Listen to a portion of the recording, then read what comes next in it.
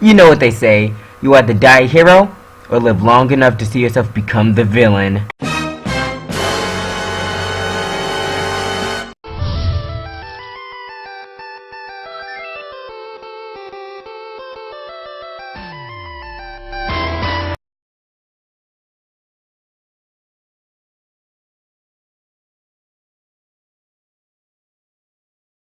What's going on, everyone? It's me, DMAC6102, and today I have quite the interesting theory.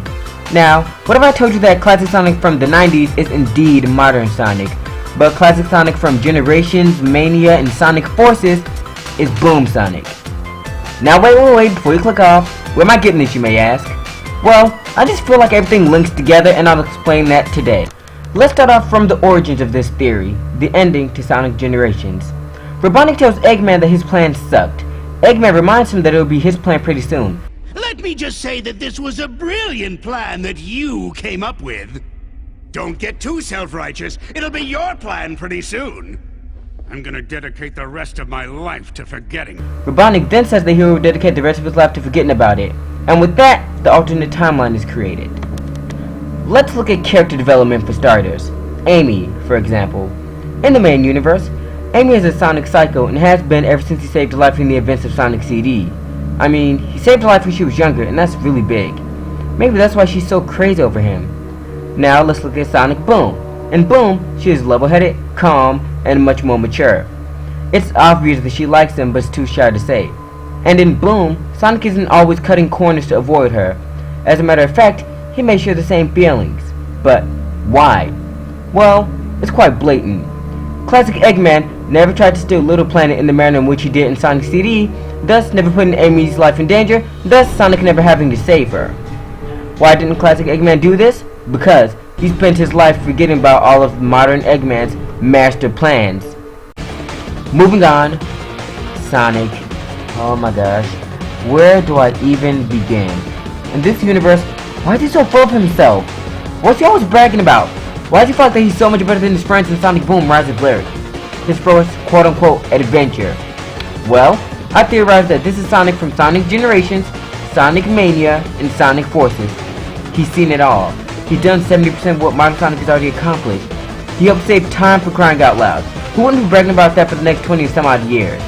And this was still in his very early years. And remember that part about Classic Sonic not being able to air dash at the end of Sonic Generations? Well, remember there's also a skill that you can equip in that game where he learns how to? Now look at his air dash in Sonic Boom Shot of Crystal. It outclasses modern Sonic's air dash by, a lot. It doesn't even hold a candle. And he's already met all of Sonic's friends in Sonic Generations, and he clearly likes them.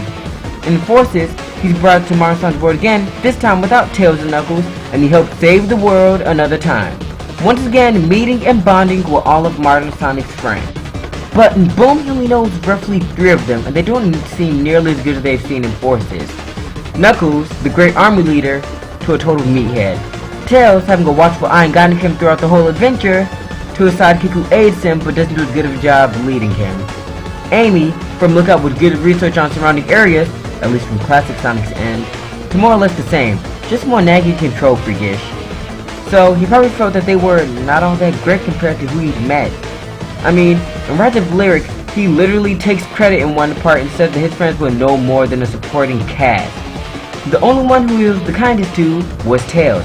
And no, Tails was the main one with Classic Sonic in both Generations and Sonic Mania. In the end of the game though, he comes to the realization that those were his friends, no matter what. They ended up attempting to save his life, and that was probably a huge heart changer. In the final scene, he proudly shares the credit with his friends, and he doesn't want to call his team Team Sonic anymore. He addresses it just as Team. He calls his friends his strength, and in the show you can see that he's still a lot more caring, but a bit egotistical nonetheless. Finally, as our last character, let's talk about Boom Eggman. Oh Boom Eggman, how we love you. You know, he's a lot less cruel than modern Eggman.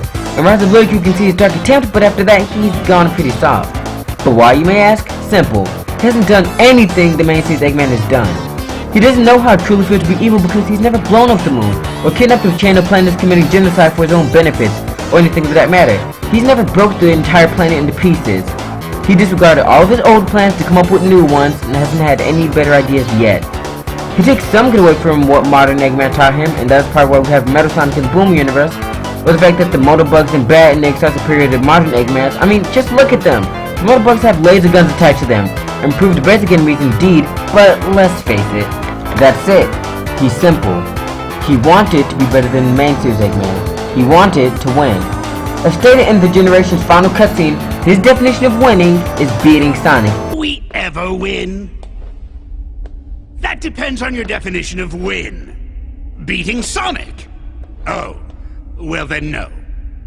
And that is exactly his main priority in Sonic Boom. Heck, there's even an episode where Boom Eggman gets all depressed due to his failures. But how come? Main Eggman fails all the time and he has just to even frown from it. Why Boom? Maybe, just maybe, it's because he's realized that he's probably an even bigger failure than the man he's trying to outdo, main series Eggman. Oh, and remember the cutscene from Generations where it says that nobody calls him Robotnik anymore and that he prefers the name Eggman? In Sonic Mania, he's referred to as Eggman. And that's probably why he was offended in Boom, where Sonic calls him Egghead and he tries to correct him by saying that his name was Eggman. Why does he do that? When the main series Eggman was called a giant talking egg in Sonic Adventure, he corrects Sonic by saying that his name is Dr. Ivo Robotnik, not Eggman. Fishy, huh? Another piece of evidence is Tails and Sonic's elevator conversation. Remember how classic Eggman / Robotnik looked? Pretty round to say the least. Well, we would assume that the Boom universe has always been the way it was. Then what does this conversation between Sonic and Tails on an elevator about Eggman's apparent weight loss mean? Link in the description. I know that conversation wasn't placed there for nothing. Okay, what about locations? Quite a few places that Class Sonic should have been to prior to Mania has all been collected and accounted for in Sonic Boom. Mushroom Hill Zone was referenced in Sonic Boom Fire and Ice, Angel Island Zone, and even Casino Night Zone, as was referenced in Sonic Boom Season 2, the episode Don't Make Me Angry. It's like my weekend in Casino Night Zone. What happens in Casino Night Zone stays in Casino Night Zone. Remember the Knuckles Clan? A group of ancient echidnas who were associated with the Emeralds? Well, let's switch back to the Boom universe real quick and look at the Ancients. Did anyone ever notice that they were too associated with powerful jewels? 7 of them being the same color as the Chaos Emeralds.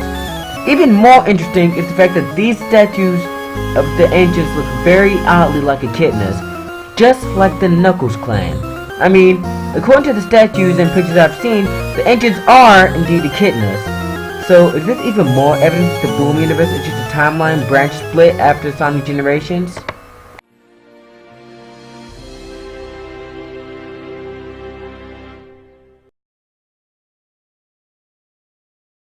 Still not convinced? I was really hoping you weren't, as I have the last and final piece of evidence set in stone. What's the one thing that I can use that will link the Sonic Boom universe and the Mania timeline?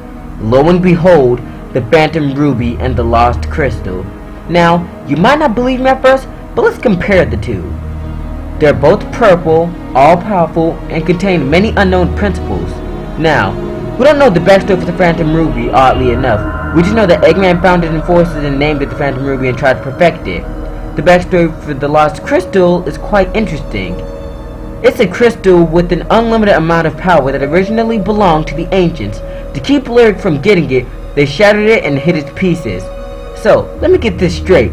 The Ancients, in control of a powerful purple gem, took the shards of it and hid it. Why does that sound so familiar? Oh, lo and behold, again, the intro to Sonic Mania, where we see the Phantom Ruby being dug up on Angel Island. This is a place where the Ancients likely resided and hid it. But D-Man, I can hear you saying, how come when I played Shattered Crystal on my 3DS, I didn't find any shards for it on Angel Island?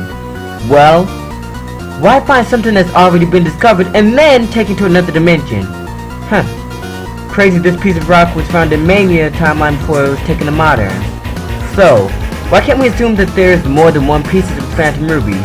There are so many prototypes of it, and we don't even know how Eggman was able to replicate the source material without other pieces of the same rock to experiment with. How did he get the property? Oh wait! But why isn't Lyric mentioned in the modern game? Very simple. Modern Sonic never traveled to a place where he freed Lyric, whereas my theory is stating, since Classic Sonic's future was bound to be changed, he ended up venturing off into Lyric's hideout. Now if that doesn't convince you, I don't know what will. But hey, That's just a theory. A game!